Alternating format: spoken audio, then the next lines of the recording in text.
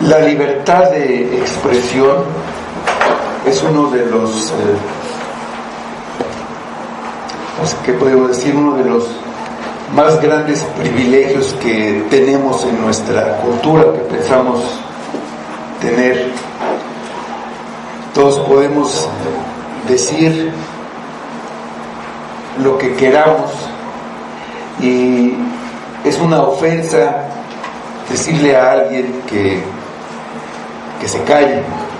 Eso no lo aceptamos fácilmente nosotros, y esto no siempre ha sido así. Cuando las personas estaban en presencia de una autoridad, guardaban respeto,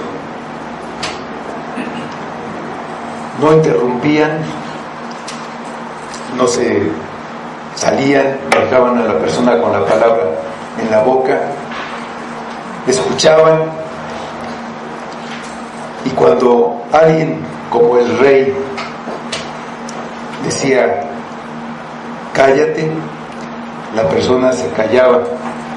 Hace relativamente un poco de tiempo, precisamente el rey de España estaba en una reunión con, en ese tiempo, Hugo Chávez, y este señor estaba interrumpiendo y le dijo: ¿por qué no te callas?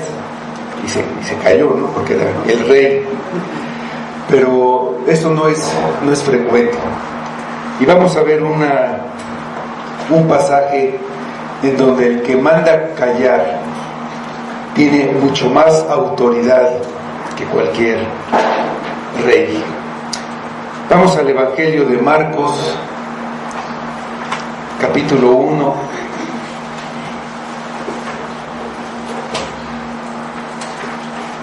Vamos a leer los versículos 21 a 28.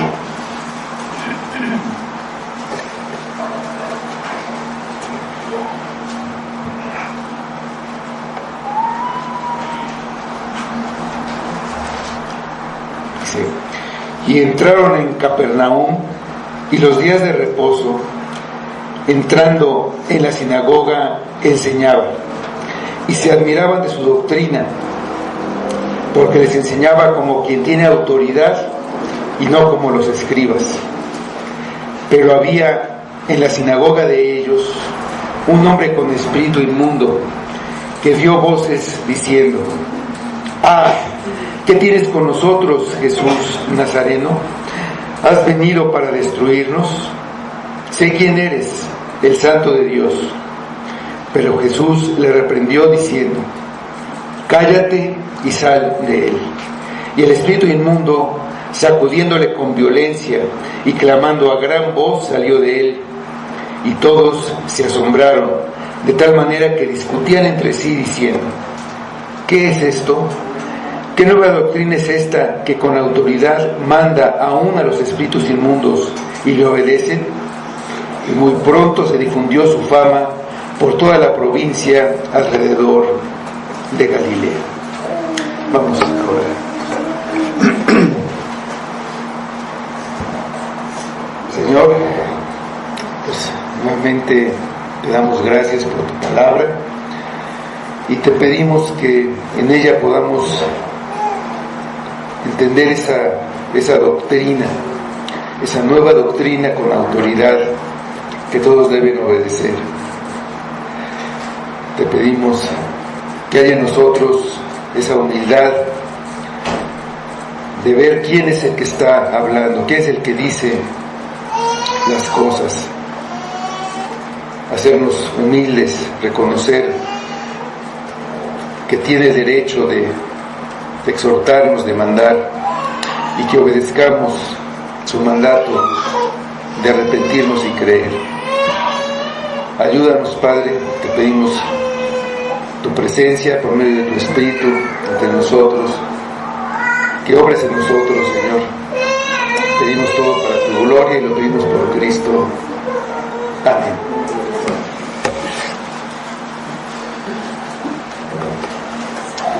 Juan el Bautista, que era el heraldo de Jesús, el Mesías, Rey y Libertador esperado, fue encarcelado por el rey Herodes.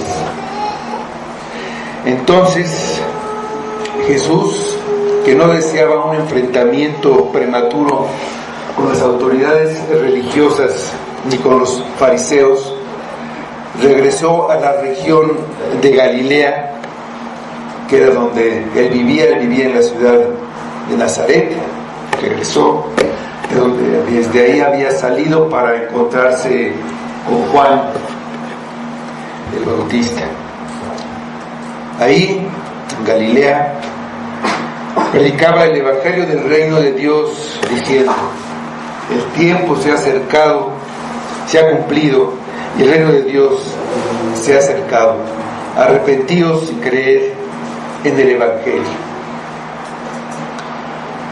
En Nazaret, él fue a la sinagoga y ahí leyó el pasaje de Isaías que dice: el Espíritu del Señor está sobre mí, me ha enviado para dar buenas nuevas, para libertar a los cautivos. Después de estar ahí en esta ciudad donde él vivía, en Nazaret, él fue a otra ciudad, la ciudad de Capernaum. Él anunciaba las buenas nuevas. Era la llegada del reino que había sido prometido al pueblo de Dios, con un rey que destruiría al usurpador y al reino que los oprimía y los esclavizaba. Este rey gobernaría en un reino, en un trono eterno. El pueblo de Dios había recibido al falso rey y vivía según sus dictados, por lo que debían arrepentirse de su traición y creer el anuncio que se les estaba dando para unirse al reino de Dios. Andando en la orilla del mar de Galilea, vio dos parejas de hermanos que se dedicaban a la pesca y los llamó para que lo siguieran. En lugar de dedicarse a pescar, les dijo que los haría pescadores de hombres. Ellos lo dejaron todo y lo siguieron. Dice, después de este llamado, dice que entraron en la ciudad de Capernaum. No entraron, pero para quedar ahí, para estar viviendo en esta ciudad. Y ahí vemos la enseñanza de Jesús. Dice el versículo 21 y el 22: entraron en Capernaum, y los días de reposo, entrando en la sinagoga, enseñaba, y se admiraban de su doctrina, porque les enseñaba como que tiene autoridad y no como los escribas. Capernaum era una ciudad que estaba situada junto al mar de Galilea. Pasaba por ahí un camino principal, un camino de esos de las vías que les llamaban los romanos. Lo que hacía esta ciudad, una ciudad muy importante para el comercio. Jesús había salido de Nazaret, que era un pueblo pequeño, que era donde se había criado, para ir a la ciudad más grande y más importante, que sería la base de su ministerio, cumpliendo una profecía de Isaías de que esta tierra, el pueblo que estaba sentado en tinieblas, vio gran luz. A pesar del tiempo que dedicó a los habitantes de este lugar para predicarles y explicarles el Evangelio, y a pesar de los milagros que vieron, muy pocos se arrepintieron, por lo que más tarde esta ciudad pues recibió una dura condena de parte de Jesús, junto con otras ciudades de esta región que habían visto y oído a Jesús y no le creyeron. Dice Mateo 11, versículos 23 y 24: y tú, Capernaum, que eres levantado hasta el cielo, hasta el Hades serás abatida, porque si en Sodoma se hubieran hecho los milagros que han sido hechos en ti, habría permanecido hasta el día de hoy. Dice que entraron en Capernaum y los días de reposo enseñaban. Los días de reposo eran los días designados en la ley como días de descanso y adoración. Eran todos los días sábado y algunos otros días en los que había alguna fiesta religiosa importante. Con el tiempo los fariseos fueron inventando una gran cantidad de reglas con las que querían definir exactamente lo que se podía hacer o no hacer en los días de reposo. Y ellos llegaron hasta matar al que no siguiera sus reglas con el pretexto de que violaba la ley. Muchas veces usaron este pretexto para perseguir a Jesús. La sinagoga era un lugar de reunión de los judíos. Esto se originó durante el exilio en Babilonia. El templo había sido destruido y los judíos estaban dispersos por todo el territorio del imperio babilónico, por lo que no podían llevar a cabo el culto que estaba basado en los sacrificios y en el templo. Entonces construyeron estos lugares, que era un recinto donde había una mesa central, se sentaban alrededor y ahí se hicieron un culto centrado en la lectura y la exposición de las Escrituras. Este era como un centro de reunión de ellos en todas las ciudades. Se reunían varias veces en la semana, pero sobre todo los sábados. Había sinagogas en muchas ciudades, aunque no fueran ciudades judías, donde había 10 varones judíos, se podía hacer una sinagoga. Los días de reposo Jesús asistía a la sinagoga. La costumbre era que se leyera una porción de la Escritura y se invitaba a algún hombre para que explicara esta porción.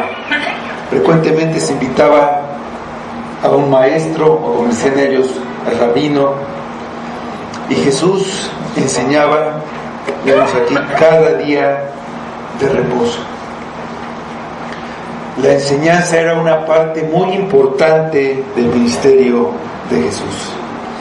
Él actuaba como un rabino de la época, aunque no tenía la preparación formal de haber estado aprendiendo con un maestro reconocido.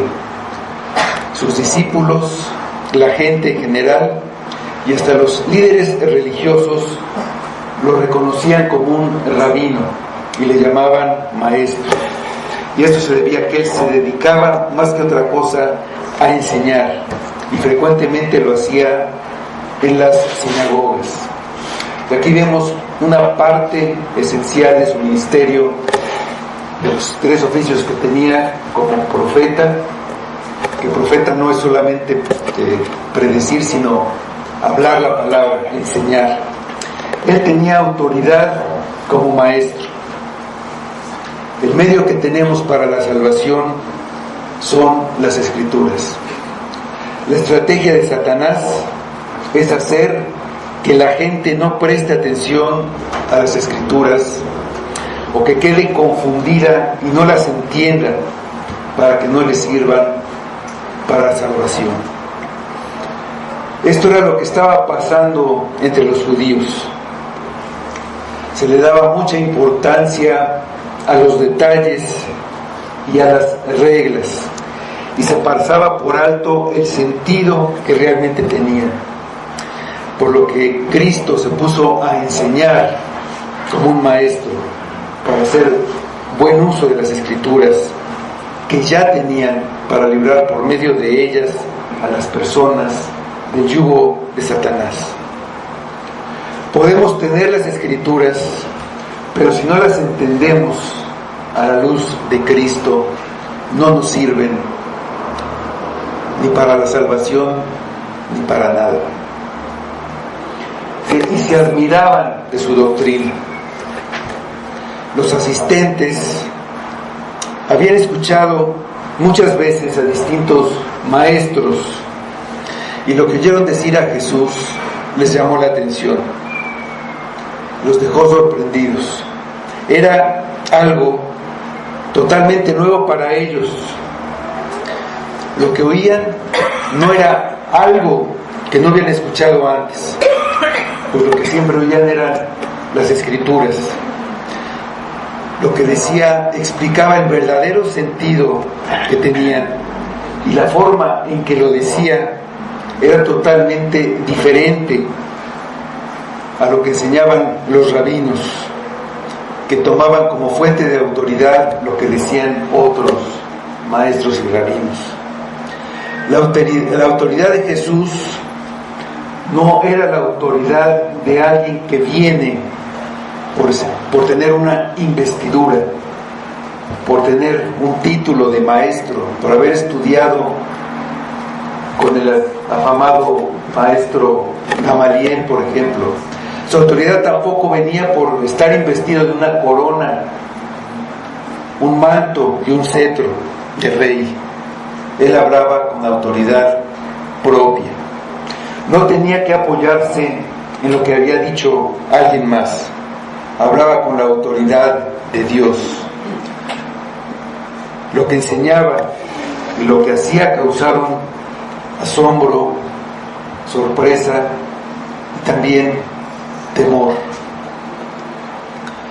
Tal vez para nosotros la enseñanza de Jesús no es algo nuevo.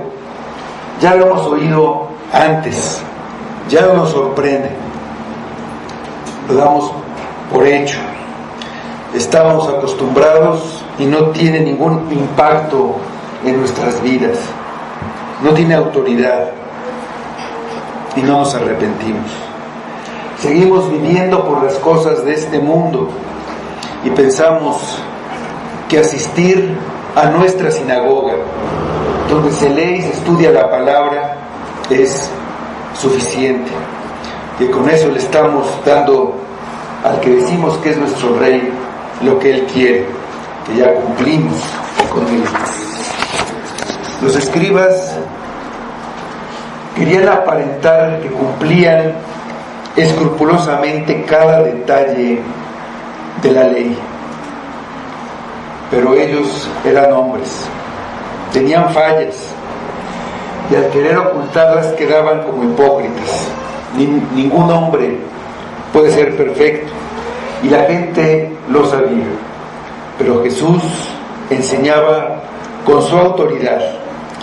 Era el único que podía enseñar con su ejemplo. Era el único que no tenía error ni pecado, y de ahí venía su autoridad.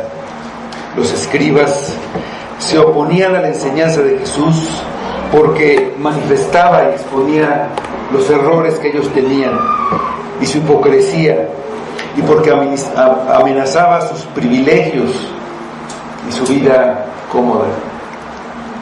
Ellos le tenían envidia y lo consideraban un profanador de la ley por no cumplir cada detalle, que eran reglas humanas. Él no enseñaba como los maestros de la ley, no citaba la tradición oral o Talmud. La preocupación principal de los judíos era que no se quebrantara la ley, y por eso la interpretación que daban estaba basada pues en interpretación que hacían otros de cómo se cumplía la ley. Había varias escuelas de diferentes tendencias, había unas liberales, otras conservadoras, pero todos pues interpretaban de acuerdo a lo que ellos pensaban, que si no se hacía se estaba violando la ley. Los escribas eran maestros expertos del judaísmo, que interpretaban las tradiciones orales según los casos particulares que les presentaban. La mayoría de ellos eran fariseos en el tiempo de Jesús. Los escribas se ocupaban en decir lo que estaba bien, lo que estaba mal, quién tenía la razón en determinadas disputas, lo que estaba permitido y lo que no. En cambio, Jesús anunciaba con poder la llegada del reino de Dios. No tenemos detalles acerca de cuál fue la enseñanza particular de Jesús en esta sinagoga. Lo que impresionaba era la autoridad con la que enseñaba. Él daba el verdadero sentido que tienen las Escrituras, más allá de dar reglas para no violar la ley. Él tenía autoridad en sí mismo para todo lo que decía y para todo lo que hacía. Y eso conmocionó a las personas que lo vieron y escucharon. Sin embargo, el impacto no fue siempre positivo. Para algunas personas, ver a Cristo y oír sus enseñanzas fue el primer paso a la verdadera fe. Pero para la mayoría fue el primer paso para ser escandalizados por Él. Se enojaron porque estaban comprometidos con sus creencias y no querían cambiar, no querían creer la verdad y no querían dejar su pecado, no querían arrepentirse, lo que los endureció en su incredulidad. Oír la verdad y ver milagros no salva. Es necesario arrepentirse y creer el Evangelio del reino de Dios. Jesús tiene autoridad porque Él es el Rey. Se despojó de su realeza para salvar a su pueblo. Tomó su lugar y su condición de humillación como hombre, pero con el poder del Espíritu Santo vivía como el pueblo debía vivir, dependiendo del Espíritu Santo. De ahí venía su poder. Aquí vemos en este pasaje su autoridad como maestro. Enseguida, en este mismo pasaje, vamos a ver su autoridad sobre los demonios. Después su autoridad sobre la enfermedad. En el siguiente capítulo, su autoridad para perdonar pecados. Esta era la enseñanza de Jesús. Y vemos una expulsión. La expulsión. Dicen los versículos 23 a 26. Pero había en la sinagoga de ellos un hombre con espíritu inmundo que dio voces diciendo: Ah, ¿qué tienes con nosotros, Jesús Nazareno? ¿Has venido para destruirnos? Sé quién eres, el Santo de Dios. Pero Jesús le reprendió diciendo: Cállate y sal de él. Y el espíritu inmundo, sacudiéndole con violencia y clamando a gran voz, salió de él. Un espíritu inmundo es un demonio. Así les decían los judíos, espíritu inmundo. El hombre con espíritu inmundo, este hombre, estaba tan enteramente bajo el poder demoníaco que la personalidad de este espíritu inmundo y la del hombre se confunden. Los demonios son ángeles caídos que se oponen a Dios y a su reino. Hay una influencia de ellos en el mundo y promueven la maldad en todos los órdenes de la sociedad. Están atrás de las religiones y ritos paganos con sacrificios humanos de niños y otras atrocidades. Sin embargo, no es frecuente que un demonio esté en la persona. No se menciona una influencia semejante en todo el Antiguo Testamento. En la actualidad, Satanás influye, pero de una manera indirecta. No hace grandes obras milagrosas, pero usa medios como el ocultismo, las drogas, el ateísmo, las sectas, las religiones falsas. Pero no hay evidencia de una posesión como las que se dieron en el primer siglo. Muchos síntomas se confunden con enfermedades mentales o enfermedades de otro tipo, como la epilepsia. Hay quienes reciben una influencia muy fuerte porque buscan beneficiarse del poder del diablo y hasta lo adoran. Ellos voluntariamente se someten al diablo, y puede haber que en su cercanía se haya ciertas manifestaciones extrañas. Ellos buscan obedecerlo, haciendo todo el mal que pueden. Muchos de los que se consideran poseídos por muchas personas en realidad son enfermos mentales. Satanás procura que los seres humanos se condenen, pero por medio de la ignorancia de la verdad en las Escrituras, que las personas no las conozcan, o que si las conozcan, o que si las conocen, no las entiendan, o que las usen como una base para dar reglas. Usa falsas religiones, aún muchas que hablan de Cristo, pero desviándose de la verdad, como aquellas que dicen que Cristo no es Dios, por ejemplo. Usa también la distracción intelectual, la falsamente llamada ciencia, que no tiene respuestas a las preguntas que plantea. Se parte de la suposición de que Dios no existe, o que las cosas no pueden ser como las explica la palabra. Y entonces, con esa base de que Dios no existe, plantean una solución absurda, pero que ellos están determinados a creer. Cualquier cosa es creíble, cualquier imaginación, excepto que es Dios. Para ellos, creer en Dios, o los que creen en Dios, son ignorantes o son supersticiosos.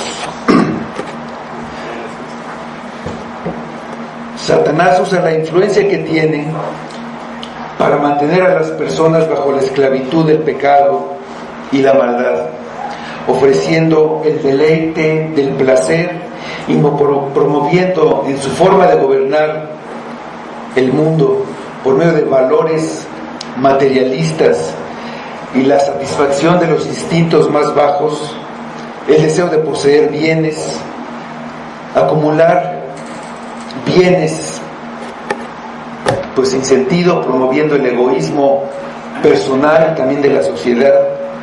Y para hacer todo esto le basta con poner ciertas ideas en las mentes de las personas, sembrando dudas acerca de Dios, de su propósito, de su poder, de su amor. Así lo hizo desde el principio. En la época de Jesús se dieron muchos casos de una influencia directa sobre una persona, una influencia tan grande que se podría decir que el demonio controlaba o poseía a la persona. Esto Dios lo permitió porque era necesario que el Señor demostrara ante los hombres su autoridad y control sobre la naturaleza, las enfermedades, la muerte y sobre Satanás y sus súbditos. Él dijo: yo he echado fuera demonios porque mi poder es superior al de Satanás. No podría hacerlo si no fuera más poderoso que él. Dice en Mateo 12, versículos 28 y 29.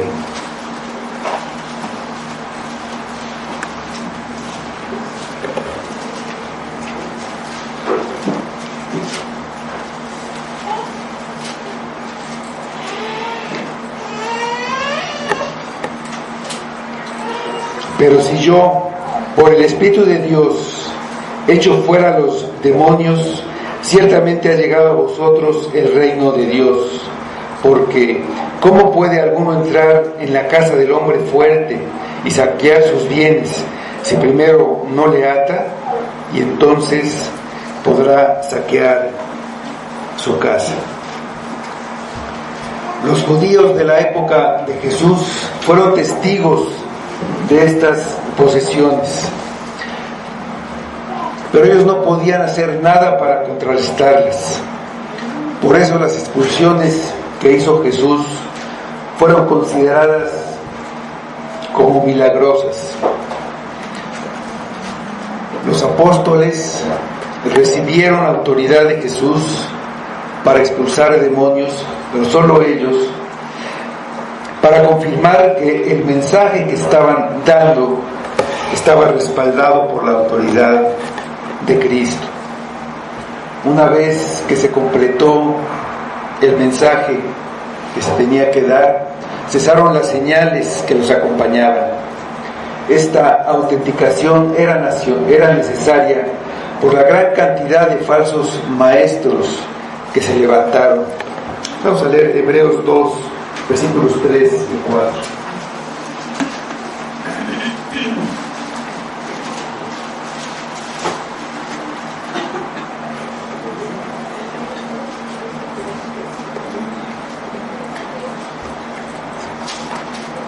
¿Cómo escaparemos nosotros si descuidamos una salvación tan grande, la cual, habiendo sido anunciada primeramente por el Señor, nos fue confirmada por los que oyeron, testificando Dios juntamente con ellos, con señales y prodigios y diversos milagros y repartimientos del Espíritu Santo según su voluntad? En cuanto a nosotros, independientemente de que es prácticamente imposible encontrar el caso de un poseído en el que no haya dudas, no existen instrucciones para que expulsemos demonios. Lo que hay son mandamientos de permanecer sobrios, de velar, de resistir al diablo, de no ignorar sus maquinaciones y también el de vestir toda la armadura de Dios. No podemos pretender que no existe. En la actualidad muchos niegan su existencia y también consideran que los que creen en el diablo son ignorantes o supersticiosos. No podemos pensar que no existen, pero tampoco debemos atribuir todas las cosas malas que suceden y hasta la enfermedad al diablo, como también muchos hacen. El mal está presente y está activo tanto en el ámbito físico como en el espiritual, pero Dios no nos ha revelado todas las particularidades de los seres espirituales caídos. Como creyentes tenemos toda la información necesaria para vivir una vida que le dé la gloria a Él, y parte de eso es vivir confiando en el poder y en la sabiduría de Dios. Los judíos de esa época veían a los demonios como imponentes, con un poder que no se podía resistir. Pero no hay temor para los que pertenecen al reino de Cristo, porque a este Rey aún los demonios se le sujetan. Jesús estaba enseñando con autoridad en la sinagoga de ellos, de la religión judía tradicional. Las sinagogas muchas veces fueron el centro de oposición a Jesús, y varias veces se menciona que había demonios presentes allí en las sinagogas. En esta estaba en Capernaum, estaba Cristo enseñando. Había un hombre que oyó la enseñanza de Jesús. ¡Ah!, gritó, y se despertaron los que estaban dormidos en la sinagoga, igual que ahorita.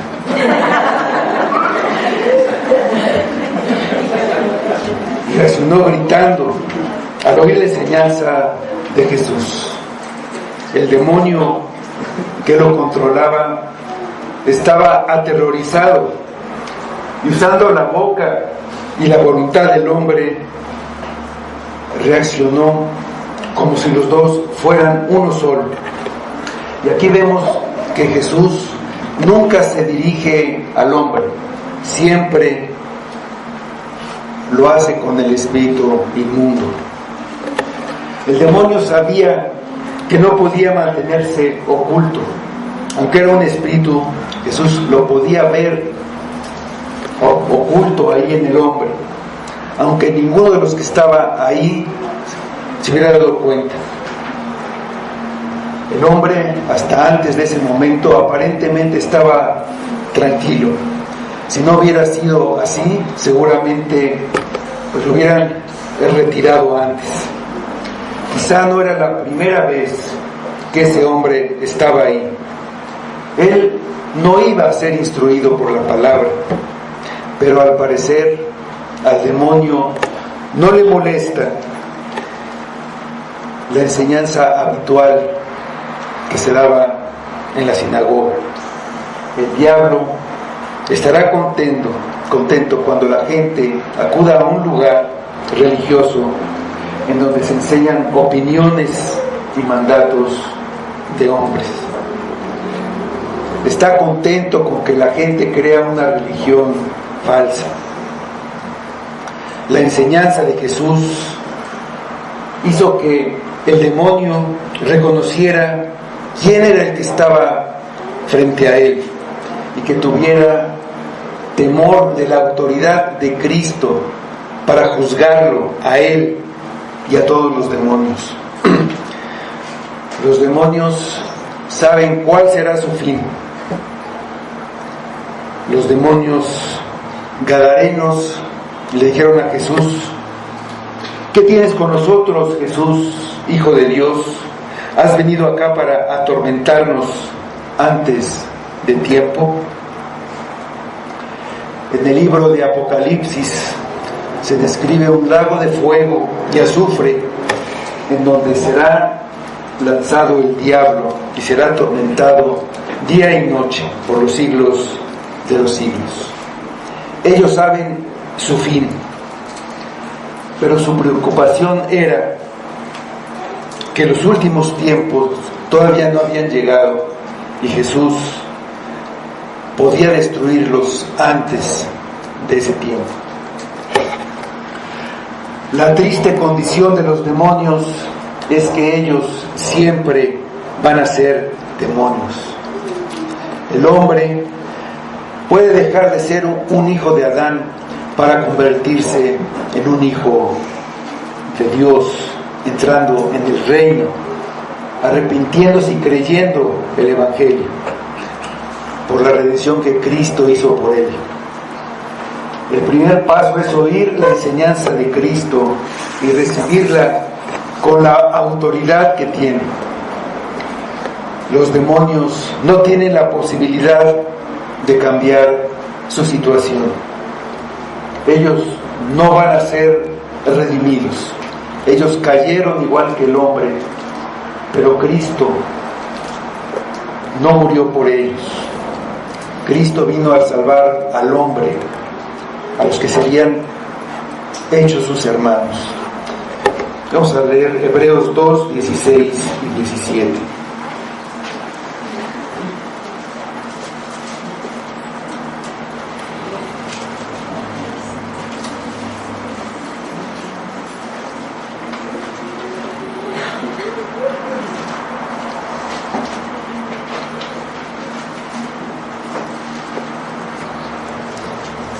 Porque ciertamente no socorrió a los ángeles, sino que socorrió a la descendencia de Abraham, por lo cual debía ser en todo semejante a sus hermanos, para venir a ser misericordioso y fiel sumo sacerdote en lo que a Dios se refiere, para expiar los pecados del pueblo.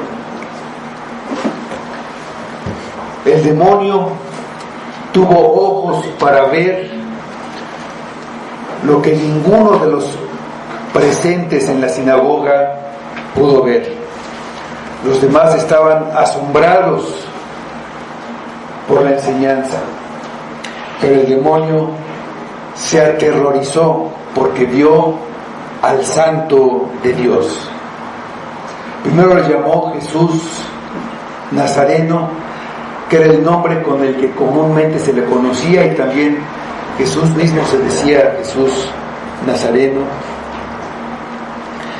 Y le preguntó: ¿qué tienes con nosotros? ¿O por qué te metes con nosotros? Todavía no es tiempo. Este demonio estaba hablando por él y por todos los demás demonios. Todos ellos alguna vez estuvieron sirviendo delante de Dios, por lo que de inmediato reconocían a Jesús como el Hijo de Dios, que siempre estaba en su presencia, en la presencia de Dios. Sabían que era el Rey que había venido para salvar al mundo del poder de Satanás. La presencia de Jesús en el mundo y la expulsión de los demonios significaba el principio del fin del reino de Satanás. En este principio del ministerio de Jesús se establece cuál sería la realidad del reino de Dios. No era un reino político centrado en Jerusalén, con un Mesías gobernando sobre todo el mundo, como esperaban los judíos, como esperaban también los discípulos de Cristo. Jesús les estaba enseñando que su reino sería establecido en el corazón de las personas, que serían arrebatadas del dominio de Satanás. Manifiesta el poder que tiene sobre todas las fuerzas del mal y su futuro triunfo definitivo sobre Satanás y su ejército. La llegada del reino significa que Dios le devuelve al hombre la libertad que le fue robada por Satanás. Cuando Jesús empezó a dar su enseñanza, el demonio habló. Jesús lo mandó callar. Cállate, le dijo. Él no acepta el reconocimiento que viene de un demonio depravado. Para dar su mensaje, Dios utiliza a sus mensajeros, a los ángeles. Ellos eran los encargados de dar ciertos mensajes a los hombres. Que anunció al padre de Juan el Bautista el nacimiento de Juan el Bautista, un ángel, también el nacimiento de Jesús. También anunció a los pastores que había nacido en Belén el rey. Esto no le corresponde a los demonios, que son mentirosos y tratan de engañar y hacer siempre el mal. El demonio siempre trata de ir en contra de los propósitos de Dios. Trata de estorbarlos y si puede, pues los impediría. Al llamarlo el Santo de Dios, quería causar confusión entre los asistentes. Difícilmente podían creer que el que estaba frente a ellos hablando era en realidad Dios en persona. El título de santo era un título que solo se le daba a Dios. Él es santo, santo, santo. El demonio quería desprestigiar a Cristo y en cierta forma lo logró. Jesús sería acusado de recibir su poder del diablo. Él siempre hizo callar a los demonios para que no divulgaran su identidad. A veces también mandó callar a varias personas que fueron bendecidas con un milagro, pero así lo hizo para que la gente no lo siguiera por los milagros, sino por su enseñanza. Si esas personas hablaban, él no podía moverse con libertad. Todos querrían recibir un milagro. También quizá hubiera habido mayor oposición con las autoridades religiosas y lo hubieran querido matar antes del tiempo. Jesús reprendió al demonio con su autoridad divina. Él no llevaba en su mano una cruz ni ningún otro objeto, como hacen los que dicen ahora que expulsan demonios. Él es el único que tiene esa autoridad. Lo mandó callar, literalmente ser amordazado, y lo que el demonio hizo de inmediato. Ya no pudo pronunciar ni una sola palabra y le dijo: sal de él. El demonio no tuvo otra opción que obedecer. Al hacerlo, el demonio trató de hacer el mayor daño, de infligir el mayor dolor a la persona, y lo sacudió, dice, con violencia. Dio un alarido y salió. También dicen que las personas que caen al suelo y se están convulsionando están siendo bendecidas por el Espíritu Santo, pero lo que pasa en realidad es que es una manifestación demoníaca, y no que estén poseídos, pero están queriendo agradar al diablo. Esta expulsión del demonio fue con autoridad. Es una señal de la presencia del reino de Dios. El hombre fuerte había sido atado y estaba siendo despojado de sus bienes. Las personas que tenía cautivas a su voluntad estaban siendo puestas en libertad.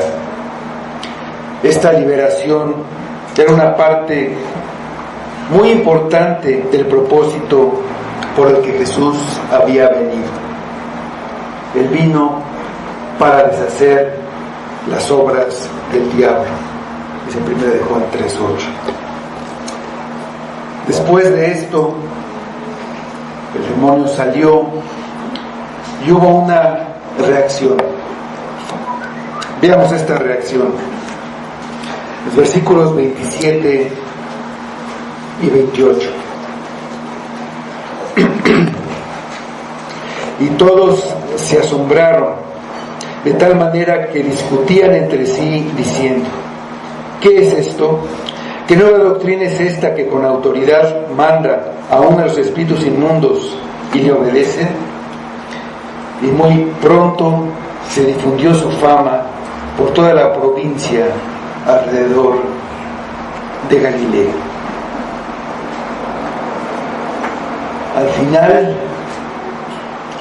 no se hablaba de otra cosa de lo que habían oído y de lo que habían visto. Si ya estaban asombrados por la enseñanza de Jesús, su sorpresa aumentó todavía más. ¿Qué es esto? Una nueva doctrina, no en el sentido que era algo que nunca habían escuchado, sino que era dicho de una manera como nunca antes se había escuchado, con autoridad. Cuando los sacerdotes y los fariseos mandaron a apresar a Jesús, los que fueron enviados para traerlo no lo pudieron traer, y eso fue por la manera como él enseñaba esas doctrinas. Es el Evangelio de Juan 7, 46 y 47.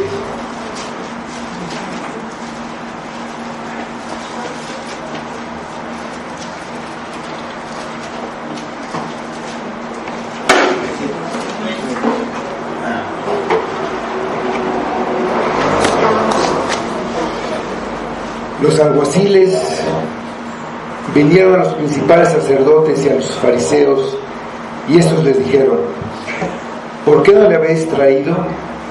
Los alguaciles respondieron: jamás hombre alguno ha hablado como este hombre. La autoridad de Cristo es incuestionable. Manda, y aún los espíritus inmundos le obedecen. Los hombres de la sinagoga lo presenciaron, y nosotros podemos pensar que si viéramos algo así ahora, se produciría en los que vieran esto una respuesta de verdadera fe, pero no es así. Los galileos se asombraron y sin duda hablaron sobre lo que habían visto. La fama de Jesús se difundió por toda la provincia, pero ellos no creyeron. No tenían excusa, pero por una u otra razón quisieron seguir como estaban. La incredulidad es un pecado que no depende de lo que se oiga o de lo que se vea. Es un pecado que depende de la voluntad. El que se niega a creer ha decidido no hacerlo y buscará todos los argumentos, todas las maneras posibles de justificar ante los demás, pero principalmente ante su conciencia.